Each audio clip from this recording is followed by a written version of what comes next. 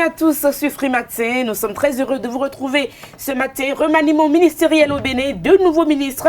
Maître Séverin Kenom remplace Joseph Djogbenou et Dr Benjamin Rumpati remplace Alassane Seibou à la santé. Qu'est-ce qui a bien pu faire partir Sirkoti? Nous ferons donc le débat dans un instant. Il y a évidemment dans le gouvernement du président Talon des indéboulonnables, ceux-là qui reviennent à tous les coups. Et puis Liali Soglo est invité à s'expliquer devant la BEF. Nous en parlerons également. La une des journaux sera présentée ce matin par Kadera Chirou. Bonjour. Bonjour à vous Nadège Diwan, bonjour à vous chers amis internautes. À la une de l'actualité ce matin, les confrères ont titré sur le remaniement technique du gouvernement effectué par le président Patrice Talon dans la soirée d'hier. Nous avons également à la une de l'actualité la relecture du code électoral qui se déroule à l'Assemblée nationale. Nous avons l'honorable Basile Arossi qui demande des comptes en ce qui concerne la gestion du Parlement à Maître Adrien Hungbedi, le président de l'Assemblée nationale. Et pour finir, nous avons la convocation de l'ancien maire ou du maire révoqué de la tête de la municipalité de Cotonou en la personne de Léa Divinan Soglo par la brigade économique et financière.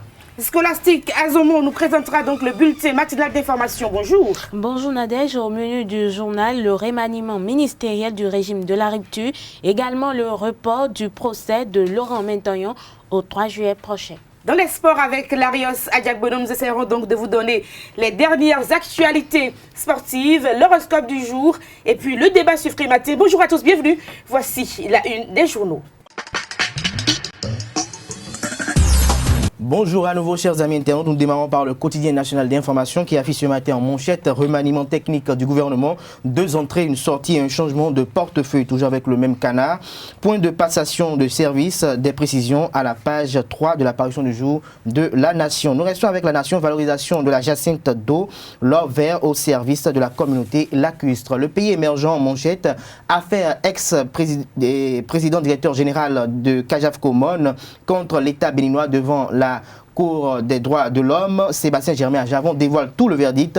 Dans quelques jours, la justice béninoise sous Talon humiliée à l'international. Nous restons avec le pays émergent, pré-campagne pour les législatives de 2019 dans la 18e circonscription électorale. Mathurin Kofinago, Kapouma Ounion et Rosine Daïro vomis par les populations d'Akpe Soso pour sauver les meubles. L'Union sociale libérale de Sébastien Germain Ajavon gagne du terrain, constate le confrère. L'économiste, salon monétaire de Jim UEMOA, un cadre idéal d'échange entre décideurs.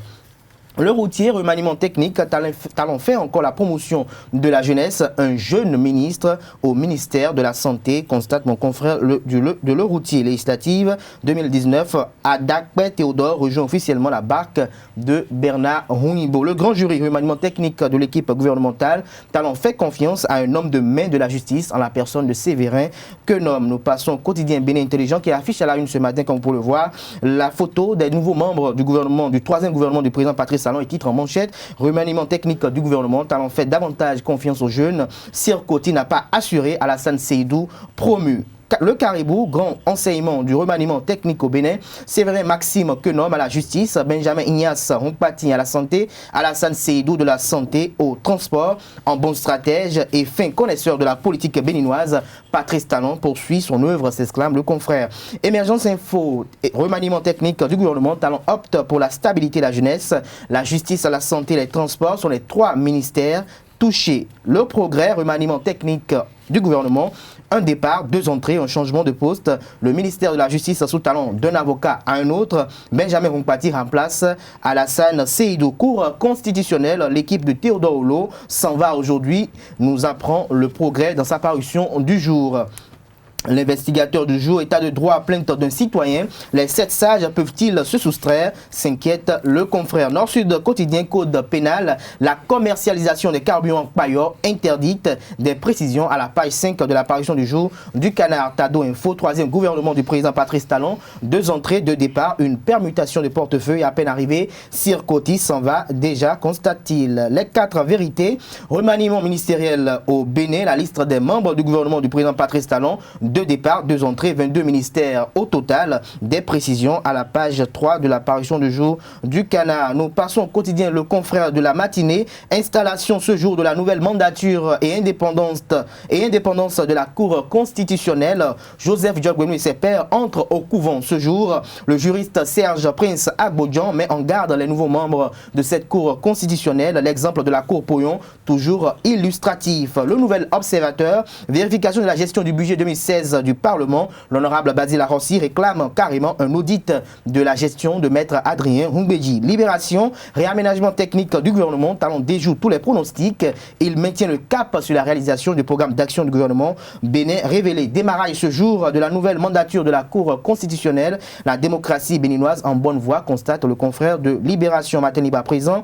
Politique numérique pour l'enseignement supérieur en Afrique. Rekiat Madougou propose 4 axes stratégiques au CAMES. Remaniement technique du gouvernement. Côté sort, un médecin au chevet des routes. L'Afrique en marge, remaniement technique du gouvernement, la rupture a servi une sauce insipide. Sirkoti, victime de son intégrité légendaire, Alassane Seydou, une promotion qui ne cadre pas avec les résultats obtenus à la santé, que nomme un autre filleul à la justice. Fraternité à présent, remaniement technique, la nouvelle équipe gouvernementale, 2 entrées, 2 sorties, vote de la loi portant code pénal en République du Bénin. Fraternité rapporte dans les colonnes de sa apparition du jour et titre, noir sur blanc ce matin à la une, en deuxième titre, tout vendeur de l'essence Payor risque désormais 5 ans de prison. Les marches de protestation encadrées, Laurent Météon retourne en prison. Le matinal, 3e gouvernement du président Patrice Talon. Talon fait confiance à la jeunesse.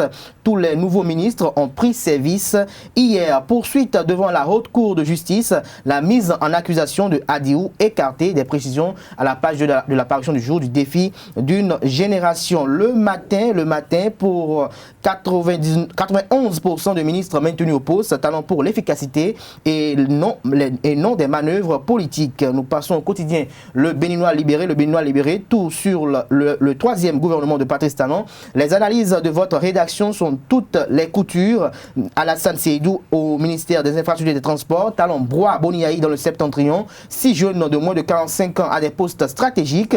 Patrice Talon fait confiance à la jeunesse de son pays. Fidélité récompensée, estime le confrère du Béninois libéré. Et pour finir ce matin, nous passons au quotidien l'événement précis qui titre ce matin en manchette également sur le réaménagement technique de l'équipe gouvernementale après le départ de Joseph Djogbenu. Talon reconduit 91% des ministres, 2 sorties, 2 entrées, une permutation. Encore un avocat à la justice. Talon toujours accroché à ses hommes de confiance. La région Agoni perd sa chasse gardée sur le ministère des Transports, Alassane Seydou, de la santé au transport, compétences aux stratégie politique, s'inquiète le confrère. Les passations de services effectuées au pas de charge dans la nuit d'hier. Voici les CV des nouveaux ministres, des précisions à la page 3, aux pages 6, 7 et 8 de l'apparition du jour de l'événement précis. Les nouveaux ministres du gouvernement du président Patrice Talon donc pris fonction hier. Ils ont passé service donc hier un peu tard dans la nuit. En foot, nous parlerons donc du tournoi de la solidarité 2018. 8 équipes de la Ligue 1 de football du Bénin vont prendre part à la compétition du 6 au 13 juin prochain au stade René Pleven de Cotonou. Nous en parlerons dans un instant. Voici le bulletin matinal d'information. Bonjour à tous. Le 3e gouvernement du régime de la rupture est connu dans la soirée d'hier. 2 nouvelles figures entrent dans le gouvernement. Il s'agit de Maître Séverin, que nomme avocat personnel du président Patrice Talon, qui succède ainsi à Joseph Djogbenu à la tête du ministère de la Justice. Au ministère de la Santé, une nouvelle figure également, il a pour nom Dr Benjamin Rompati, agrégé de gynécologie. Son prédécesseur Alassane Seydou prend les rênes du ministère des Transports. Les passations de service ont eu lieu tard dans la soirée d'hier. Sirkoti, précédemment ministre des Transports, quitte le gouvernement. Rappelons que ce remaniement fait suite à la désignation de Joseph Djogbenu pour siéger à la Cour constitutionnelle. Nouveau report pour le 3 juillet, c'est la décision du juge à l'audience ce 5 juin de l'affaire CNSS. Une affaire qui fait comparaître Laurent Mentoyon, Adekoge Younoussa et les 7 accusés de corruption. Maître Baparapé Aboubakar, au nom du collectif des avocats de la défense, interprète. Le dossier aujourd'hui a été pris et les débats ont commencé effectivement par l'interrogatoire du directeur, l'ancien directeur de la BIBE. Après sa déposition, ou au cours de sa déposition, il y a eu, le président a renvoyé. Il a renvoyé à la grande surprise de nous tous. Je ne dirais pas qu'il y a eu incident, non, entre avocats, c'est des choses qui arrivent au prétoire, il aurait pu dire non. Et les avocats n'ont qu'à aller à leur place ou prendre son hockey et imposer le silence. Il avait toutes ces possibilités. Bon, mais c'est une volonté délibérée de renvoyer. C'est renvoyé au 3 juillet pour continuation. À ces propos de Maître Baparapé au thème de cette audience, ont précédé des incidents mineurs entre les partisans de Laurent Métoyon venus réclamer la libération pure et simple de leur ami et les éléments de la police républicaine. Nous sommes venus pour le procès de Laurent Métoyon. On a alerté toute la population à se présenter ici pour exiger purement et simplement la libération de Laurent Métoyon. Mais il se fait que dans cette mobilisation, des camarades à nous sont allés déployer des pancartes à étoiles rouges. La police a débarqué avec le commissaire à sa tête. Ils ont procédé à des arrestations, à savoir que est-ce qu'ils ont reçu l'autorisation du préfet avant de devenir déployer pancarte. C'est la même chose au niveau du tribunal ici. Donc les gens se sont repliés de l'autre côté là pour déployer les banderoles. Ils sont également venus pour dire est-ce qu'on a reçu l'autorisation du préfet avant de déployer les banderoles. Tous les regards sont tournés vers le 3 juillet, date de la prochaine audience pour continuation. Le Bénin se dotera pour les prochaines joutes électorales d'un nouveau code électoral qui aura pour objectif de réglementer davantage l'univers électoral national.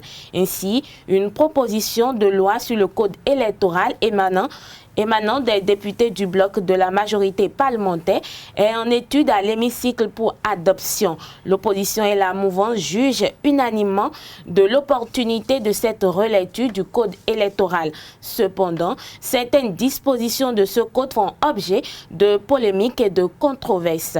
À cet effet, Ezaï TV s'est rapproché de Joël Ataï Guédégbé afin de recueillir son appréhension de certaines dispositions incluses dans le code électoral en étude. On l'écoute au micro de Kader Achiro. La première qui choque peut-être, c'est la présence ou la place qui pourrait être faite aux femmes, qui devrait être faite aux femmes. S'il est vrai qu'il y a une jurisprudence de la Cour constitutionnelle qui renvoie quasiment au calendrier grec, l'idée d'accorder des quotas aux femmes au motif que la Constitution dispose déjà de l'égalité de tous les citoyens.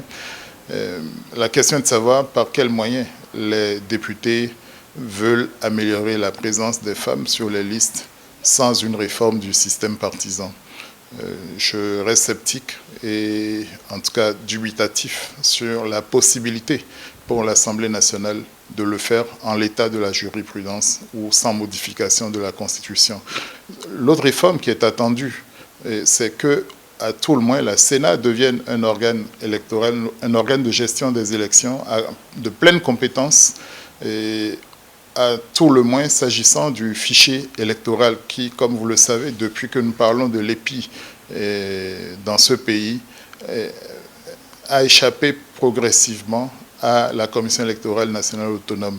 Et les élections organisées dans ces conditions nous ont montré les difficultés qu'il y avait à s'assurer avec certitude qu'on pouvait aller à l'élection, dans la mesure où le COS, l'EPI, les différents organes qui ont géré la liste électorale, les cartes d'électeurs en lieu et place de la Sénat, n'ont pas su rendre la liste disponible, n'ont pas su rendre encore plus les cartes d'électeurs disponibles. Chacun se souvient au moins pour la présidentielle de 2016 des difficultés, des craintes qu'on a eu d'un gros raté de ce côté.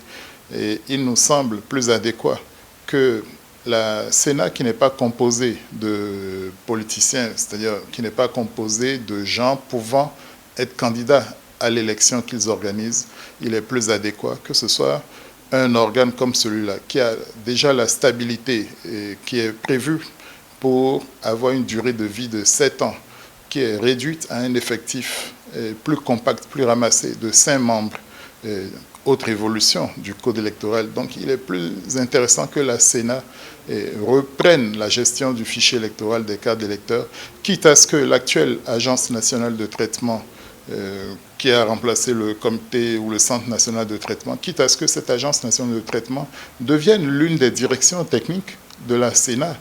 Je ne vois pas l'intérêt, l'efficacité, en tout cas du dispositif actuel, et une évolution de ce côté serait pertinente. Une évolution dans la manière dans les délais de formation, ou bien une effectivité dans ce qui est prévu par la loi, et à travers la désignation des agents électoraux, leur formation, la direction des commissions d'arrondissement par les magistrats et autres, une effectivité, donc des mécanismes qui renforcent l'effectivité des dispositifs déjà dans le code électoral en vigueur me paraissent les bienvenus, plutôt que des manipulations douteuses, des manipulations qui auraient pour simple but de se tailler des avantages. Et il faut que chacun se rappelle qu'il n'est pas toujours appelé à être majoritaire, à être dominateur, et qu'un jour peut arriver, les FCBE le vivent amèrement aujourd'hui, qu'il peut arriver aussi qu'on soit relégué au rang de minorité. Donc l'idéal pour un code électoral, c'est d'obéir au principe d'une loi qui doit rester de portée générale, qui doit rester impersonnelle, et subir l'épreuve du temps pour que nous n'en soyons pas à manipuler, à changer à chaque saison, à la veille des élections. Il n'est pas interdit de changer. La CEDEAO, à travers son protocole additionnel sur la bonne gouvernance, le reconnaît et fait droit aux États, pour ne pas dire au Parlement, de modifier les lois électorales à la veille des élections, au plus tard 6 mois avant les élections, si c'est par le phénomène majoritaire, sauf exceptionnellement consensus le plus large des forces politiques à moins de 6 mois des élections. Mais même en faisant cela, se poserait la question de l'assimilation des nouvelles dispositions. Donc, point trop n'en faudrait. Mon regret, c'est que cette initiative intervienne quasiment à la veille, à 1 an des élections. Et si elles doivent s'imposer, qu'elles se fassent dans la transparence, avec le souci de l'inclusivité et de l'efficacité. Et enfin, peut-être, il y a quelque chose auquel on ne saurait trop échapper, c'est que depuis 1994-95, je veux parler des lois électorales de cette époque, le législateur avait fixé à 60 000 le nombre de Béninois qui donneraient droit à un électeur. Face à l'évolution démographique du Bénin qui fait que nous sommes, depuis 1994, en croissance, je ne vais pas dire exponentielle, une révision du nombre de députés pourrait s'imposer et pourrait amener, si on appliquait le quota d'un député pour 60 000 habitants, à avoir plus que les 83 actuels. C'est aux députés de trouver la bonne mesure pour que le financement de la vie publique, de la vie politique, ne coûte pas davantage ou ne coûte pas trop cher aux contribuables, qui peut trouver à redire si on évoluait trop brutalement également avec le nombre de députés. Le Bénin a célébré ce mardi 5 juin, à l'instar des autres pays du monde entier, la journée mondiale de l'environnement. Cette année, c'est la lutte contre les plastiques qui est au cœur des célébrations. Les manifestations officielles se sont déroulées à la plage de Fidjosé à Cotonou autour du thème « Utilisons les sachets réutilisables » ou biodégradables. Plusieurs autorités étatiques et membres d'organisations de défense de la nature y ont assisté. Combattant la pollution plastique, c'est sous ce signe que la communauté internationale célèbre la Journée mondiale de l'environnement ce mardi 5 juin 2018. Au Bénin, Le lancement officiel des célébrations a lieu à Cotonou, à la plage de Fidjosé. En raison des dégâts que causent ces produits dérivés du pétrole chez la vie humaine, les écosystèmes terrestres et aquatiques, le Bénin s'est doté d'un arsenal juridique en fin d'année dernière. Le ministre du Cadre de vie et du Développement durable, Didier Tonato, réaffirme à l'occasion l'engagement du gouvernement béninois dans cette lutte. C'est combattre l'envahissement de la matière plastique dans notre quotidien de tous les jours. Et j'ai dit que, fort heureusement, l'Assemblée nationale a voté une loi sur l'interdiction de la production, l'importation, l'exportation, le transport, la distribution, l'utilisation des sachets plastiques. Et que le chef de l'État l'a aussitôt promulgué le 26 décembre 2017 pour marquer sa volonté de respecter la Constitution, parce que la Constitution lui fait obligation de préserver et de protéger l'environnement du Bénin. Le combat il a commencé il y a longtemps, mais il y a encore beaucoup de choses à faire. L'autorité annonce à cet effet l'intensification de la lutte contre les sachets plastiques les prochains jours à travers l'application de la loi numéro 2017-39 du 26 décembre 2017 afin d'amener la population à adopter un comportement éco-responsable. La situation est grave. Vous avez entendu, un sachet se produit en 1 seconde. Il s'utilise à peine 20 minutes et il vit 400 ans. Il empeste notre vie, il nous envahit, il tue le cheptel, il étouffe les sols, il nous intoxique par le brûlage. Dans le sachet plastique, il n'y a que des inconvénients, il n'y a pas un seul avantage. Donc nous nous mobilisons dès cette année dans la dynamique de cette loi qui a été votée et qui entre en vigueur. Vous savez que c'est 6 mois. À partir du 26 juin 2018, nous allons intensifier la lutte pour combattre le sachet plastique qui n'est pas biodégradable, en faveur du sachet plastique biodégradable. Dans le même cadre, une autre loi est en cours d'élaboration pour la sauvegarde de l'environnement. Félicitant le gouvernement béninois, le représentant du système des Nations Unies au Bénin expose les objectifs de ce texte juridique. Une nouvelle loi est en cours d'élaboration pour la lutte contre la pollution chimique. Cette loi vise à encadrer les mesures pour éviter la pollution de la nappe phréatique et les différents plans d'eau, et ainsi protéger les espèces qui y vivent. Elle assurera aussi le contrôle de l'utilisation des substances chimiques dans les zones proches des sources d'eau. Pour commémorer cette 44e journée mondiale de l'environnement, le ministre du Cadre de vie s'est fait entourer, comme l'année dernière, des organisations non gouvernementales spécialisées, de certaines entreprises éco-citoyennes, du préfet du littoral et du haut commandement de l'armée béninoise. Ces derniers ont choisi le 5 juin de chaque année pour faire un reboisement interforce. Le lancement de la caravane a conclu les manifestations officielles de cette année. Hors des frontières béninoises, l'armée nationale libyenne ANL, autoproclamée et dirigée par le maréchal Khalifa Haftar, a annoncé avoir pris soin 15% de la ville de Derma, jusque-là aux mains des djihadistes. Les combats se sont concentrés hier mardi autour du port de Derma et de la base navale mitoyenne. Après quelques heures d'affrontement, l'ANL s'est emparée au total de 5 sites stratégiques. Les affrontements se déroulent désormais dans le centre-ville. C'est tout pour les informations de ce matin, Nadège. Merci à vous, Scholastica Zoban, pour la présentation. Je rappelle que la grande édition du journal est prévue pour 19h sur Zawi TV. Nous passons au débat sur Free Matin. Le débat sur Free Matin, nous parlons donc du remaniement ministériel et on s'inquiète qu'est-ce qui a bien pu faire partir Sir Koti. Alors, Carles Kitome, bonjour. Bonjour Nadège, chers amis internautes, bonjour. Alors, le remaniement ministériel, analyse difficile de faire une analyse vu la façon dont ça s'est passé. C'est vrai que les supputations annonçaient 5 entrées, 5 sorties. C'est juste un réaménagement technique. 2 changements de portefeuille, mais en fait, comme on le présageait déjà, ce remaniement ministériel était fait juste pour combler le départ du ministre Joseph Diogbenou du gouvernement. Et donc le président Talon a profité de cette sortie pour faire un petit réaménagement parce que pratiquement rien n'a bougé.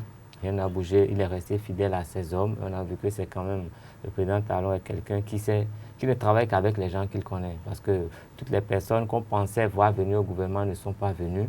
Il a gardé les mêmes. Et franchement, je crois que rien n'a changé. À mon avis, rien n'a bougé. Le président Talon est ferme dans sa marche et il continue sa marche avec les mêmes hommes. Ce qui veut dire qu'il est engagé à assumer toutes les responsabilités, que sa gouvernance réussisse ou qu'elle échoue. C'est un homme qui s'est engagé pour le faire d'une certaine manière et il ne compte pas changer de fusil d'épaule de sitôt. Donc c'est la leçon essentielle à tirer de ce remaniement. Mais il faut remarquer qu'au ministère de la Santé, c'est un peu du même au même. Un gynécologue est parti. Pour voir venir un autre gynécologue, seulement qu'il est un peu plus jeune que l'autre.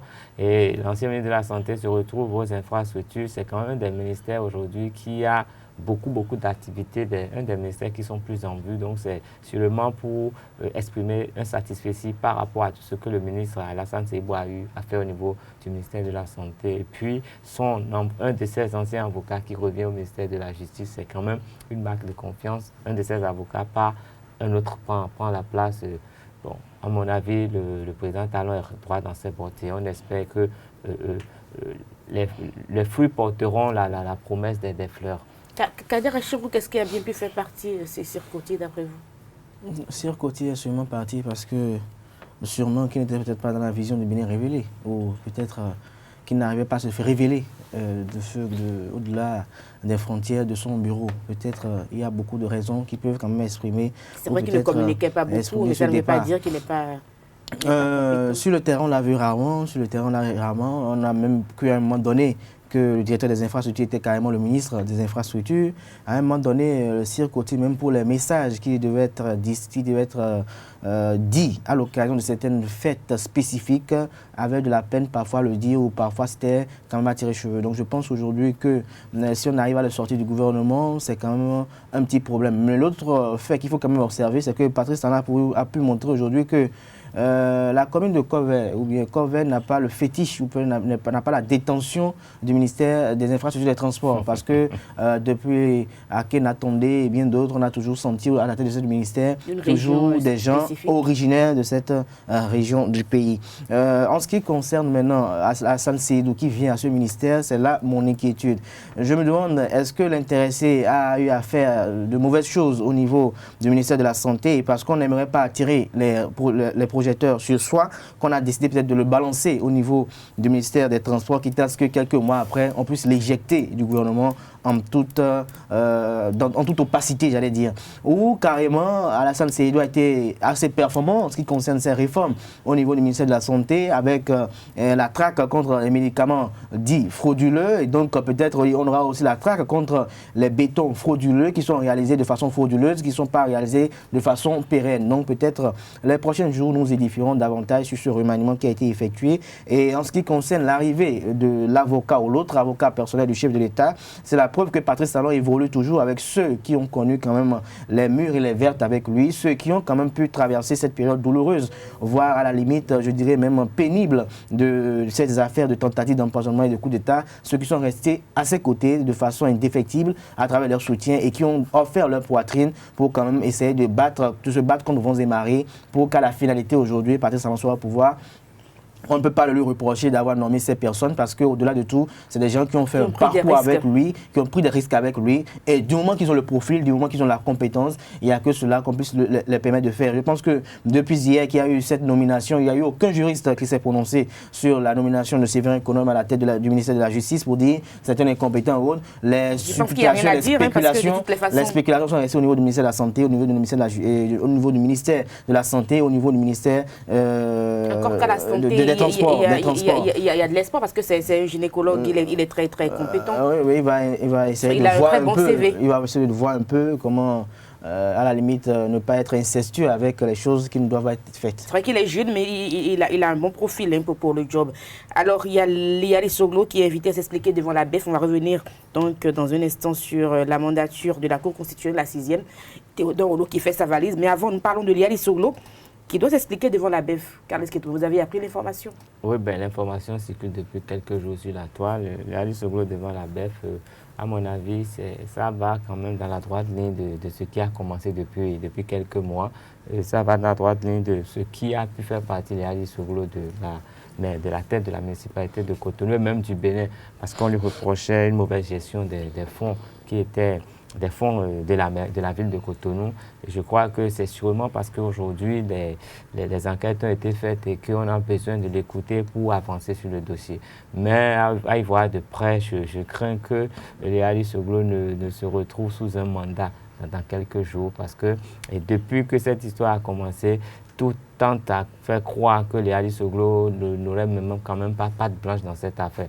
Et s'il ne répondait pas à cette convocation au niveau de la brigade économique et financière, une brigade qui est redoutable, il faut le savoir, c'est sûr que les procédures seront prises à son encontre et qu'il lui sera difficile de remettre pied au Bénin sans faire un passage par la prison civile de Cotonou.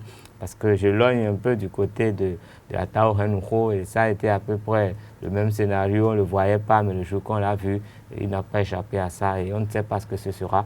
De toute façon, pour nous, c'est juste que le Bénin aujourd'hui s'attache à vérifier ses comptes, s'attache à faire rendre gorge à ceux-là qui ont pillé les ressources nationales.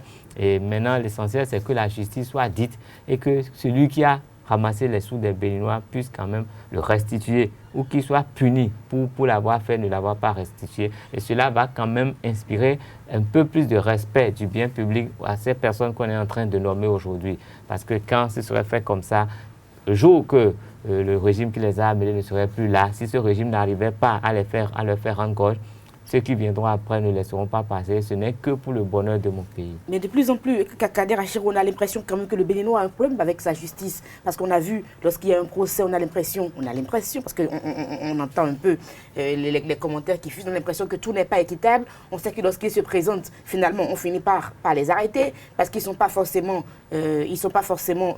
proche du président Talon. Est-ce que tout ça n'inquiète pas les Béninois? Si Léali Soglo a été obligé de quitter le territoire national, c'est parce qu'il n'était pas sûr que la justice sera équitable, peut-être, Kader Achirou? Oh, ça doit plus qu'inquiéter les Béninois, ça doit plus qu'inquiéter même les Béninois dans de la diaspora également, parce qu'aujourd'hui, j'ai comme l'impression qu'aujourd'hui, véritablement, il y a un acharnement contre la personne de Léali Soglo. Je vais m'exprimer, je vais m'expliquer. Je m'explique dans ce sens que l'intéressé a reçu, ou le maire, l'ex-maire, si c'est comme ça qu'on le désigne aujourd'hui, a reçu 4 audits en moins d'une année, alors que en ce qui concerne l'orthodoxie en matière d'audit, quand même, il y a des limites, il y a des périodes sur lesquelles on établit un audit. Là, j'ai 4 audits, nous avons eu l'audit FADEC, nous avons eu beaucoup d'audits qui ont été effectués, et à la suite ou à l'issue de ces audits qui ont été effectués, d'autres, les rapports n'ont pas été rendus publics. Ceux dont les rapports nécessitaient d'être rendus publics, on a vu qu'il n'y avait rien à reprocher à l'intéressé. Alors, quand on a commencé ce feuilleton que j'intitule feuilleton Léali Soglo, feuilleton LVS, ce feuilleton a démarré un soir où on reprochait à Léali Soglo de s'être fixé des primes faramineuses, de s'être fixé des salaires au-delà de la norme, et qu'au-delà de cela aussi, Léali Soglo avait, comme on en a l'habitude de le dire en ce qui concerne la destitution et la révocation des maires, gestion solitaire, gestion clanique, et comme le disent ces conseillers qui sont à la solde de politique, perte de confiance. Je dirais que les arguments ne sont pas fondés parce qu'il faut véritablement qu'on arrive à prouver de façon assez claire ce qui s'est fait. Est-ce que Léali Soglo a empoché les sous de la mairie dans sa poche? Si c'est fixé un salaire, le salaire a été fixé en conseil communal à l'occasion d'une séance communale et donc ça a été voté. Alors si les conseillers communaux ont voté cela ou les conseillers municipaux ont voté ce salaire, alors pourquoi aujourd'hui on vient de lui reprocher alors qu'il ne faut pas oublier par ailleurs qu'en voulant accepter d'avoir la tête de la municipalité de Cotonou, Léali Soglo, qui est de surcroît le fils de l'ancien président de la République, il doit avoir quand même un train de vie, et en tant que président d'un parti politique, il doit avoir quand même des obligations et des nécessités quand même à remplir. Donc je ne comprends pas pourquoi le débat s'est posé à cet effet. Et dans le même temps, dans la même veine, je vois la brigade économique et financière aujourd'hui convoquer Léali Soglo, alors que pas plus loin à côté, il y a un maire que je n'aimerais pas désigner pour ne pas peut-être attirer les regards sur lui, qui a été impliqué par une affaire de malversation financière, et que aussitôt il s'est donné comme devoir de pouvoir restituer les fonds qu'il aurait détournés, des millions de francs CFA, des dizaines de millions de francs CFA, et qu'à cet effet, la BEF n'a pas senti l'obligation, son devoir de pouvoir interpeller ce maire. Il y a un problème. Dans le septentrion également, il y a un autre maire qui serait impliqué dans une affaire scandaleuse ou une affaire quand même de malversation financière, et que quand le conseil communal a créé le AO, automatiquement il a versé l'argent. Le conseil communal a encore dit que non, ce n'est pas tout, il reste encore, mais la BEF n'a pas encore senti l'obligation de se saisir de ce dossier. Mais il n'y a que Léa Divina Soglo, qui n'est pas en odeur de sainteté avec le pouvoir en place, qui est le problème. Je pense que la révocation était déjà suffisante parce qu'il fallait le révoquer et le révoquer de manière où le maire Karim Soso a été révoqué, le révoquer sans poursuite judiciaire parce que effectivement, si nous voulons être objectifs dans notre analyse, il faut dire qu'il est quand même incompréhensible de savoir que le maire de la ville de Cotonou, la ville qui regorge toutes les institutions de la République, la ville où il y a la plupart des ministères du pays et que la présidence de la République siège, que ce maire ne soit pas en odeur de sainteté avec le chef de l'État actuel parce que lors des présidentielles passées, il n'avait pas eu à faire le même chemin. Le président Boniaï était si proche de c'est son avis, le partage. Nous sommes en démocratie et le fait de ne pas pouvoir accepter ou de ne pas avoir la capacité ou l'acceptabilité de pouvoir adhérer à l'adhésion des idées contraires, cela n'est plus de la démocratie mais peut-être de l'autocratie. Mais je pense que nous ne sommes pas encore en cela. Et comme diraient beaucoup d'autres, je ne peux peut-être pas faire cette bêtise de dire que c'est Patrice Talon qui est derrière cela. Il peut y avoir des lieutenants qui, voulant plaire au chef de l'État, s'inscrivent dans cette dynamique ou dans cette sale besogne. Je pense que nous espérons qu'à la tête du ministère de la Justice aujourd'hui, l'actuel garde des Sceaux va peut-être mettre sa marque de fabrique et va essayer quand même de pallier à toutes ces dérives. De calmer un tout petit peu ce qui se passe dans le secteur de la justice. De toutes les façons, on aura le temps de faire le débat de long large sur le cas Liali Soglo, qui est donc invité à s'expliquer devant la BEF, alors qu'on sait tout ce qui n'est pas sur le territoire national. Alors, la 6e mandature, il y a que Théodore Lo est déjà en train de faire sa valise, si ce n'est pas presque bouclé, sa valise. Carles Ketomé. Il doit avoir fait sa valise déjà, dans la mesure où dans 2 jours, il ne serait plus là. Non, pas dans 2 jours. Aujourd'hui?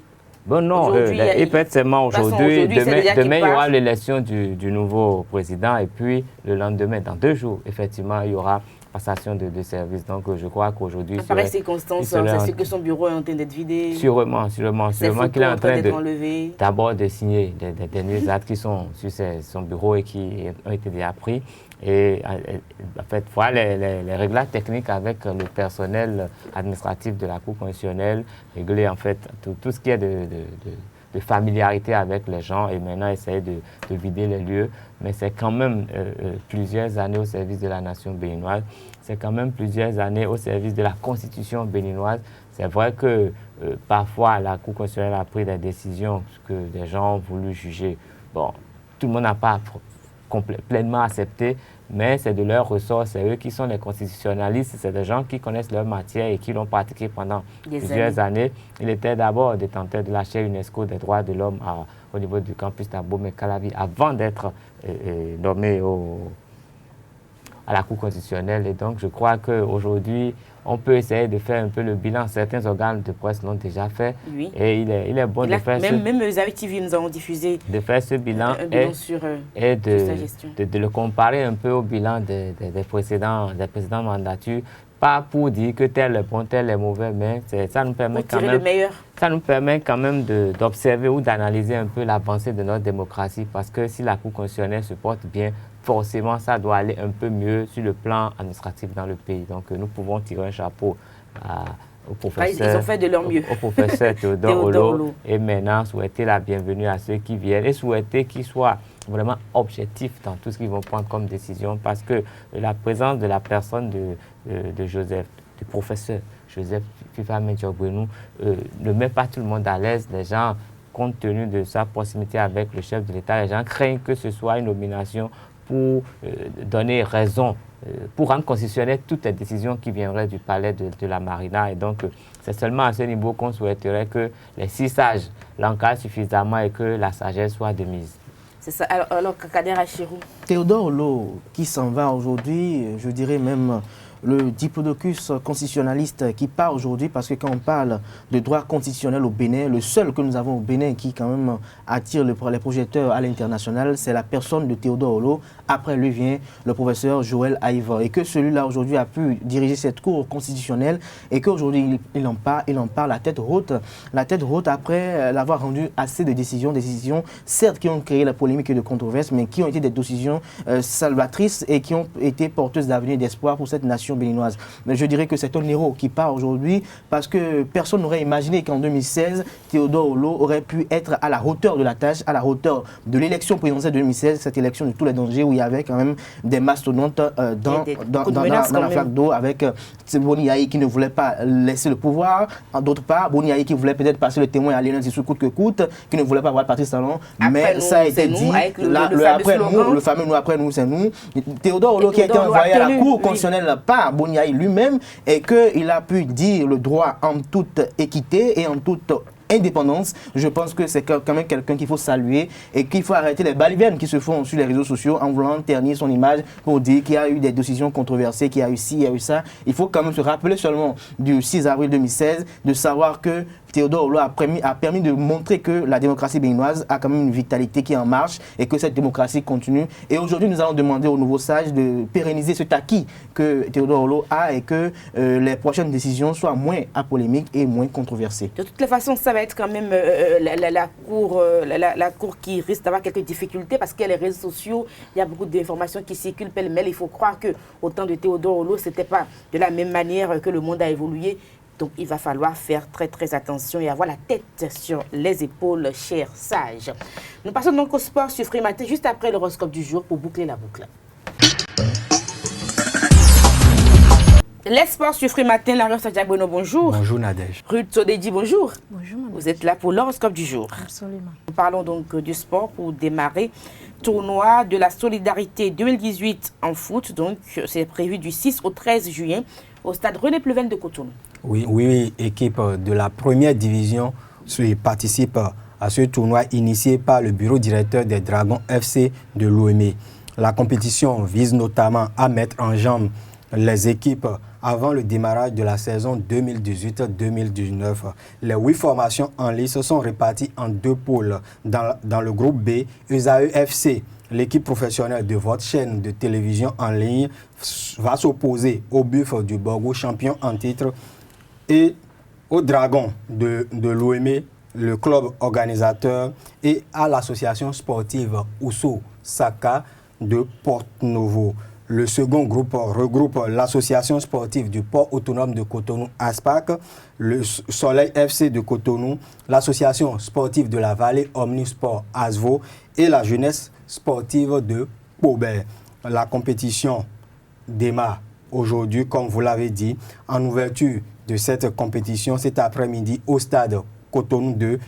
Soleil FC croise ASVO à 14h et 2 heures plus tard, l'ASPAC joue la jeunesse sportive de Pobert. Donc oui. Pobert va jouer ce soir? Oui, Pobert. D'accord. Donc on invite toutes les populations de Pobert au stade René Pleven d'Akpokpa pour soutenir quand même les Pobéistes. Déplacer les populations de Pobert à Cotonou serait difficile.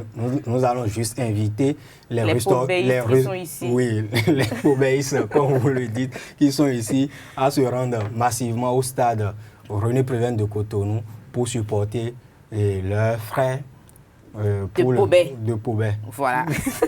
Alors, premier footballeur international béninois à remporter le titre de champion sur le vieux continent, Michael Poté revient donc sur sa saison dans l'élite chypriote, c'est ça? Oui. Chypriote, d'accord. Chypriote. Ouais. Oui. Ça, il faut faire. Hein. Avec l'Hapoel Nicosie. Je suis parvenu? Oui, tout à fait. C'est l'Hapoel Nicosie.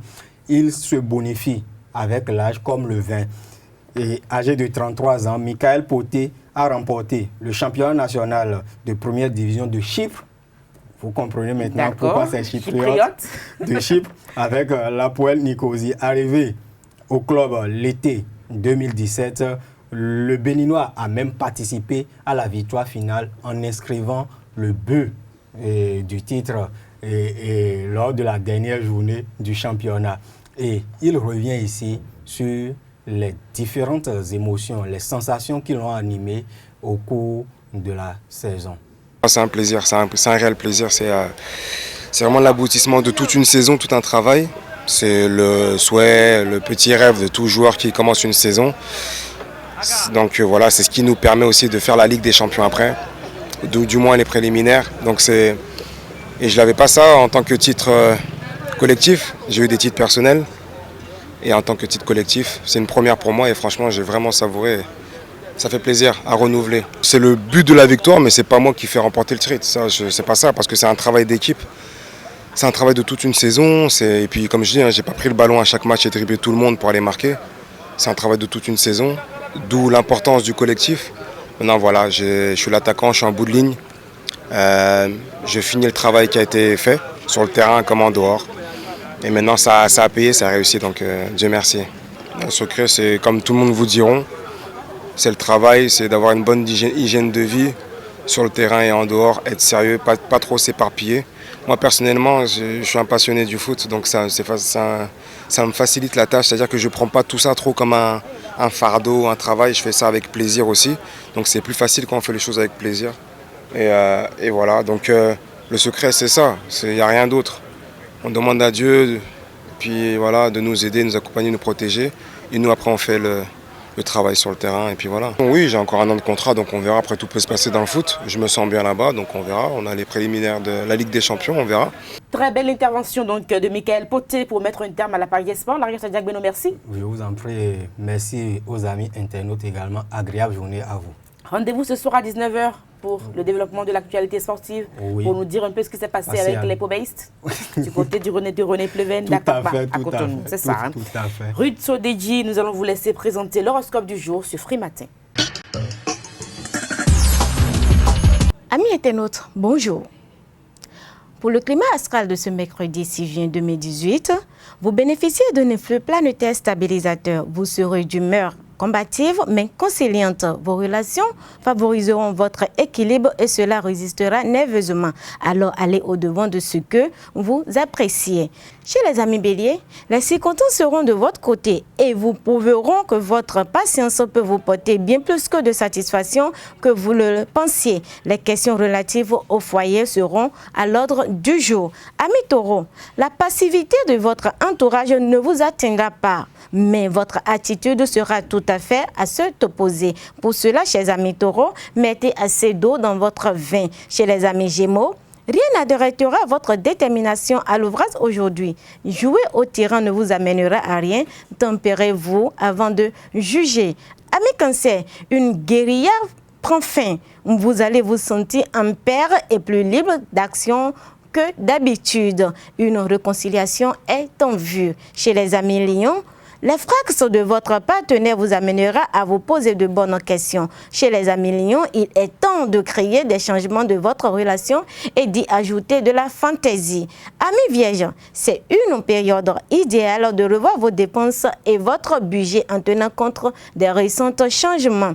Les balances, à présent, restez centrées sur vos priorités. Les réflexions en solitaire vous est recommandées pour agir dans de beaux sens aujourd'hui. Amis scorpions, si vous êtes célibataire, vous aurez la chance de faire une rencontre marquante à long terme. Il y a de grandes satisfactions sentimentales en l'air à vivre aujourd'hui. Les relations de couple seront passionnantes. Amis sagittaires, un grand début de succès entre dans votre vie ce mercredi 6 juin. Vous tenez le bon bout. Persévérer, votre lutte s'annonce gagnante.